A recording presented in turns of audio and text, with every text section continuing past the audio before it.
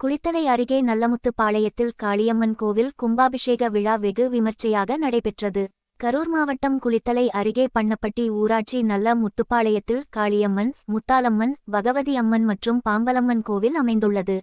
இக்கோவிலை புனரமைத்து கும்பாபிஷேக விழா நடத்த விழா கமிட்டியினர் முடிவெடுத்து புனரமைப்பு பணிகளில் ஈடுபட்டனர். புனரமைப்பு பணிகள் நிறைவடைந்ததை அடுத்து கும்பாபிஷேக விழா வெகு விமர்சையாக நடைபெற்றது. முன்னதாக மாயனூர் காவிரி ஆற்றிலிருந்து புனித நீர் கொண்டுவரப்பட்டது.